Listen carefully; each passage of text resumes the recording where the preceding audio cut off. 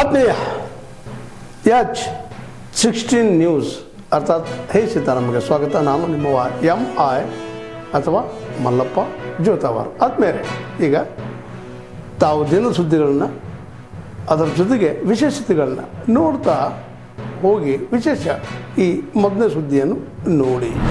ಇವತ್ತು Gundlupet town packs ಅಧ್ಯಕ್ಷ ಚುನಾವಣೆ ಆಗಿದ್ದು ಏನು ನಮ್ಮ 12 ಜನ ನಮ್ಮ ಪಕ್ಷದ ಆ ಒಂದು ಟೀಮಲ್ಲಿ ಆಯ್ಕೆ ಮಾಡಿ ಅಂತ ಹೇಳಿದ್ರಂತೆ ಎಲ್ಲ ಮೀಟಿಂಗ್ ಸೇರಿ ಮಾಡಿದ್ದಾರೆ. ಇವತ್ತು ಅದಂತೆ ರಮೇಶ್ ಅವರು ಅಧ್ಯಕ್ಷರಾಗಿ ಮತ್ತು ಜೀವನ್ ಹೊನ್ನಪ್ಪ ಉಪಾಧ್ಯಕ್ಷರಾಗಿ ಆಯ್ಕೆ ಮಾಡಿದ್ದಾರೆ.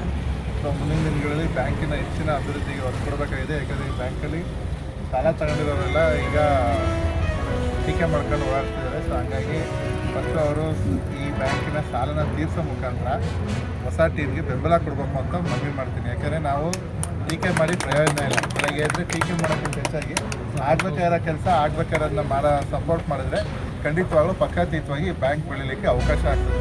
ಅದು ಬಿಟ್ಬಿಟ್ಟು ಸುಮ್ಮನೆ ನಾವು ಹಿಂಗೆ ಅಂತ ಹೇಳಬಹುದು ಮಾಡೋ ಅಂಥ ಕೆಲಸ ಮಾಡಲಿ ಅಂತ ನಿಮ್ಮ ಮೀಡಿಯಾದ ಮುಖಾಂತರ ವಿರೋಧ ಪಕ್ಷದಲ್ಲಿ ಮಾಡ್ತಾರೆ. ಭಾಳ ಇಂಪಾರ್ಟೆಂಟು ಕ್ಯಾಬಿನೆಟ್ ಮೀಟಿಂಗ್ ಅದು. ಇಂಪಾರ್ಟೆಂಟ್ ಕ್ಯಾಬಿನೆಟ್ ಮೀಟಿಂಗಲ್ಲಿ ಕಾಂಗ್ರೆಸ್ ಅಧ್ಯಕ್ಷರೇ ಇಲ್ಲ, ಉಪಮುಖ್ಯಮಂತ್ರಿಗಳಿಲ್ಲ. ಇದ್ಯಾವ ಇಂಪಾರ್ಟೆಂಟ್ ಮೀಟಿಂಗ್ ಅಂದರೆ ದಲಿತರದ ಒಂದು ತೀರ್ಮಾನ ತೆಗೆದುಕೊಂಡಿದ್ದೀರಲ್ಲ, ಅಲ್ಲಿ ಇರಬೇಕಾಯ್ತಲ್ಲ. ಡಿ ಕೆ ಶಿವಕುಮಾರ್ ಅವರು ಉಪಮುಖ್ಯಮಂತ್ರಿಗಳು ಮುಂದೆ ಮುಖ್ಯಮಂತ್ರಿಗಳಾಗಬೇಕು ಅಂತ ಕನಸು ಕಂಡಿದ್ದಾರೆ. ಈಗಾಗಲೇ ಡೆಲ್ಲಿಯಲ್ಲಿ ಅಲ್ಲೇ ಚೇರ್ ಹಾಕ್ಕೊಂಡು ಭದ್ರ ಕೂತಿದ್ದಾರೆ. ಕೊಡ್ತಿರೋ ಇಲ್ಲೋ ಒತ್ತು ಕಿತ್ಕೊಂಡು ಅಂತೇಳಿ ಅಲ್ಲಿ ಖರ್ಗೆ ಮನೆ ಹತ್ರ ಎಲ್ಲರ ಮನೆ ಹತ್ರ ಸುತ್ತುತ್ತಾ ಇದ್ದಾರೆ. ಅಲ್ಲಿ ಅವ್ರು ಸುತ್ತುತ್ತಾ ಇರೋವಾಗ ನೀವು ಇಲ್ಲಿ ಮಾಡಿದ್ದೀರಾ ಅಂದರೆ ಡಿ ಕೆ ಶಿವಕುಮಾರ್ಗೆ ಟ್ಯಾಂಕ್ ಕೊಡೋಕ್ಕೋಸ್ಕರ ಇದು ಮಾಡಿದ್ದಾರೆ.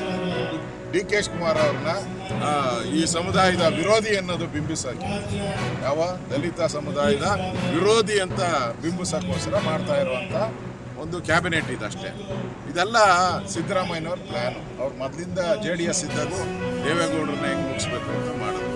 ಈಗ ಡಿ ಕೆ ಶಿವಕುಮಾರ್ನ ಹೆಂಗೆ ಮುಗಿಸ್ಬೇಕು ಅಂತ ಮಾಡ್ತಾ ಇದ್ದಾರೆ. ಒಟ್ಟಲ್ಲಿ ಒಳ ಜಗಳದಲ್ಲಿ ಹಾಳಾಗಿ ಸರ್ಕಾರ ಹಾಳು ಮಾಡಿ ಇಟ್ಟಿದ್ದಾರೆ. ಸರ್ಕಾರದಲ್ಲಿ ಏನು ಅಭಿವೃದ್ಧಿ ಕಾರ್ಯ ಆಗ್ತಾ ಇಲ್ಲ. ಬಡ್ಜೆಟ್ ಆಯ್ತಲ್ಲಪ್ಪ, ಬಡ್ಜೆಟಲ್ಲಿ ಏನೇನು ಘೋಷಣೆ ಮಾಡಿದ್ರು ಒಂದು ಆರ್ಡ್ರೇ ಆಗಿಲ್ಲ. ಆರ್ಡ್ರ್ ಇಶ್ಯೂ ಮಾಡಬೇಕಾಯ್ತು, ಒಂದು ಆರ್ಡ್ರ್ ಇಶ್ಯೂ ಮಾಡ್ತಾ ಇಲ್ಲ. ನಾನು ಚೆಕ್ ಮಾಡ್ತಾ ಇದ್ದೀನಿ, ಆರ್ಡ್ರ್ ಯಾವುದು ಇಶ್ಯೂ ಮಾಡ್ತಲ್ಲ. ಅಂದರೆ ಈ ಸರ್ಕಾರ ಕುರ್ಚಿಯ ಕಾಳಗದಲ್ಲಿ ಈ ಸರ್ಕಾರ ಪತನ ಆಗೋದು ಶತಸಿದ್ಧ. ಕುರ್ಚಿಯ ಕಾಳಗದಲ್ಲಿ ಈ ಸರ್ಕಾರ ಪತನ ಆಗುತ್ತೆ. ಮೋಸ ಮಾಡಿಬಿಟ್ಟು ಜನಗಳಿಗೆ ಮೋಸ ಮಾಡಿ 3 ವರ್ಷ ಆಯ್ತಲ್ಲಪ್ಪ. ಏನು ಐದಾಗ ಏನು ಮಾಡಿದ್ದಾರೆ ಹೇಳಿ? ಐದಾಗ ಏನು ಒಳ್ಳೆ ಕೆಲಸ ಮಾಡಿದ್ದಾರೆ? ಏನು ಇಲ್ಲ, ಡೆವಲಪ್ಮೆಂಟ್ ಇಲ್ಲ. ಐದಾಗಳಿಗೆ ಬೋರ್ಡುಗಳಿದೆಯಲ್ಲ, ಬೋರ್ಡುಗಳು ವಾಲ್ಮೀಕಿ ನಿಗಮ ಇರ್ಬೋದು, ಅಂಬಿಗರ ಚೌಡಯ್ಯ ಇರ್ಬೋದು, ಈ ಥರದ್ದೆಲ್ಲ ನಿಗಮಗಳಿದೆ. ಹಣನೇ ಕೊಟ್ಟಿಲ್ಲ. ಇನ್ನು ದಲಿತರ ಹಿಂದುಳಿದವ್ರಿಗೆ ಏನು ಮಾಡಿದ್ದಾರೆ ಅಂತ ಇವರು ಸಾಧನೆ ಮಾಡೋಕ್ಕೆ ಸಮಾವೇಶ ಮಾಡ್ತಾ ಇದ್ದಾರೆ. ಇದೆಲ್ಲ ನಾಟಕ. ಸಿದ್ದರಾಮಯ್ಯನವರು ಕುರ್ಚಿಯನ್ನು ಬಿಟ್ಕೊಡೋಕ್ಕೆ ಆಗದೆ ಡಿ ಕೆ ಶಿವಕುಮಾರ್ಗೆ ಟಾಂಗ್ ಕೊಡೋಕ್ಕೋಸ್ಕರ ಮಾಡ್ತಾ ಇರುವಂಥ ಸಮಾವೇಶ ಅಷ್ಟೇ. ಅದು ಡಿ ಕೆ ಟಾಂಗ್ ಸಮಾವೇಶ, ಅಹಿಂದ ಸಮಾವೇಶ ಅಲ್ಲ. ಡಿ ಕೆ ಟಾಂಗ್ ಸಮಾವೇಶ ಕಾಂಗ್ರೆಸ್. ಈಗ ಪ್ರಮುಖವಾಗಿ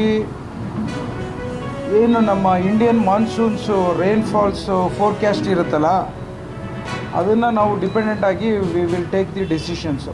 ಸರ್ಕಾರ ರಾಷ್ಟ್ರೀಯ ಮಟ್ಟದಲ್ಲಿ ಮತ್ತು ರಾಜ್ಯ ಮಟ್ಟದಲ್ಲಿ ಅವರು ಮಾನ್ಸೂನ್ಸು ಯಾವ ರೀತಿ ಬರುತ್ತೆ ಅನ್ನೋದನ್ನು ಫೋರ್ಕ್ಯಾಸ್ಟನ್ನು ತೆಗೆದುಕೊಳ್ಳೋಂಥ ಒಂದು ಸಬ್ಜೆಕ್ಟ್ ಇದು. ಆದರೆ ನಾನು ಇವತ್ತು ಒಬ್ಬ ತಳಹಂತದಲ್ಲಿ ನನ್ನ ಬಯಲುಸೀಮೆಯ ಗ್ರಾಮದಲ್ಲಿ ನಾನೊಬ್ಬ ಜನಪ್ರತಿನಿಧಿಯಾಗಿ ನಾನು ಕಂಡಂತೆ ಇವತ್ತು ಎಲ್ಲ ಕೆರೆಗಳು ಬತ್ತೋಗ್ತವೆ. ಭಾಳ ಹುಷಾರಾಗಿ ಜಾಗೃತವಾಗಿ ತೆಗೆದುಕೋಬೇಕಾಗಿದ್ದ ನಿರ್ಧಾರ. ನಾನು ಅದಕ್ಕೋಸ್ಕರನೇ ಆಗಲೇ 5 ಟಾಸ್ಕ್ ಫೋರ್ಸ್ ಮೀಟಿಂಗ್ ಮಾಡಿಕೊಂಡು ನಾನಾಗಲೇ ಏನೇನು ಪರ್ಯಾಯ ಮಾರ್ಗಗಳನ್ನು ಹೋಮ್ವರ್ಕ್ ಮಾಡಿಕೊಂಡು ಹೊರಟಿದ್ದೇನೆ.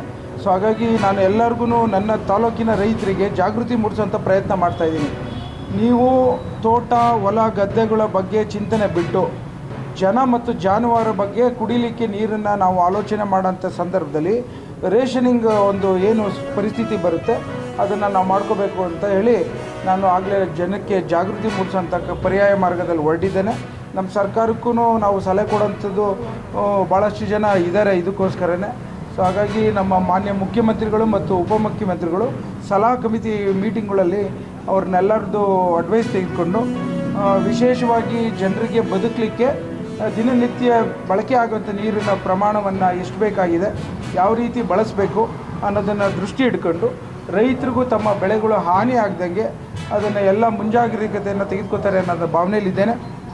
ಹಾಗೆಯೇ ಈಗ ಜೂನ್ಗೆ ಮಳೆ ಶುರುವಾಗಬೇಕಾಗಿದೆ. ಮೊನ್ನೆ ತಾನೇ ಒಂದು ಸಣ್ಣ ಮಳೆ ಬಂದು ತುಂತುರು ಮಳೆ ಬಂದಿದ್ದು ನಮ್ಮ ಕುಣಿಗಲಲ್ಲಿ ಭಾಳ ಸಂತೋಷ ಆಯಿತು. ಹಾಗಾಗಿ ನಾನು ಮೊನ್ನೆ ನಮ್ಮ ಮಾನ್ಯ ಕಂದಾಯ ಮಂತ್ರಿಗಳ ಹತ್ರನೂ ಮಾತನಾಡಿದೆ, ಯಾವ ರೀತಿ ಡ್ರಾಟ್ನ ಫೇಸ್ ಮಾಡಬೇಕು ಅನ್ನೋ ವಿಚಾರದಲ್ಲಿ ತಮ್ಮ ಅನಿಸಿಕೆಗಳೇನು ಅಂತ. ಅವರು ಸಹ ಅದೇ ಹೇಳ್ತಿದ್ರು, ಮಳೆ ಶುರುವಾದಂಥ ಸಂದರ್ಭದಲ್ಲಿ ಮಳೆಗಾಲ ಬಂದ ತಕ್ಷಣ ನಾವು ಮಳೆ ಯಾವ ರೀತಿ ಅಸೆಸ್ ಮಾಡಿಕೊಂಡು ಎಷ್ಟು ಬಂದಿದೆ ಅಂತ ನೋಡ್ಕೊಂಡು ಅದ್ರ ಮೇಲೆ ನಾವು SRDF funds, state drought relief fund, SDRF ಫಂಡ್ಸ್ಗಳು ಯಾವ ರೀತಿ ಉಪಯೋಗಿಸ್ಬೇಕು ಅನ್ನೋದನ್ನು ಪ್ಲ್ಯಾನ್ ಮಾಡ್ಕೋಬೇಕಾಗಿದೆ ಅಂತ ಹೇಳಿದ್ರು. ನನಗಂತೂ ನನ್ನ ತಾಲೂಕಲ್ಲಿ ಆಗಲೇ ಭಾಳಷ್ಟು ತೊಂದರೆಗಳು, ಸಮಸ್ಯೆಗಳು ಶುರುವಾಗಿದೆ. ಸುಮಾರು 58 ಕಡೆ ನೀರಿನ ವಾಟರ್ ಸೋರ್ಸಸ್ ನಿಂತೋಗಿದೆ. ಸೊ ಪರ್ಯಾಯ ಮಾರ್ಗವಾಗಿ ಟ್ಯಾಂಕರ್ಸ್ ಕೊಡಿಸ್ತಾ ಇದ್ದೀವಿ, ಬೋರ್ವೆಲ್ ಮಾಡಿಸ್ತಾ ಇದ್ದೀವಿ, ಮತ್ತು ನೀರು ನಮ್ಮ ಕೆರೆಗಳಲ್ಲಿ ಎಲ್ಲೆಲ್ಲಿದೆ ಯಾವ ರೀತಿ ಅವ್ರಿಗೆ ನೀರು ತರಬೇಕು ಅನ್ನೋ ಒಂದು ಪ್ರಯತ್ನವನ್ನು ಮಾಡ್ತಾ ಇದ್ದೀವಿ. ಇದು ಒಂದು ಚಾಲೆಂಜಿಂಗ್ ಜಾಬು. ಈ ಸಲ ಮಾನ್ಸೂನು ನಿಮಗೆಲ್ಲ ಗೊತ್ತಿದ್ದಂತೆ ಫೋರ್ಕ್ಯಾಸ್ಟಲ್ಲಿ 8% ಕಡಿಮೆ ಆಗುತ್ತೆ ಅಂತ ಹೇಳ್ತಾ ಇದ್ದಾರೆ. ಸೊ ಅದಕ್ಕೆ ತಕ್ಕಂತೆ ನಮ್ಮ ಸರ್ಕಾರದವ್ರು ತಯಾರಿ ಆಗ್ತಾರೆ ಅಂತ ಮಾತನ್ನು ಹೇಳಬಲ್ಲ ನಾನು. ಇವತ್ತಿನ ದಿನ ಕರ್ಮನ್ವೇ ವಾದಿಕ ರಸ್ತೆ ಮಹಾಫಲೇಶು ಕದಾಚನ ಅನ್ನೋ ಒಂದು ಭಗವದ್ಗೀತೆಯಲ್ಲಿ ಒಂದು ಗೀತೆ ಇದೆ. ಸೊ ಇವತ್ತಿನ ದಿನ ನಮ್ಮ ಕೆಲಸಗಳನ್ನು ಮಾಡ್ಕೊಂಡು ಹೋಗ್ತಾ ಇರಬೇಕು, ಫಲ ಭಗವಂತನಿಗೆ ಬಿಡಬೇಕು.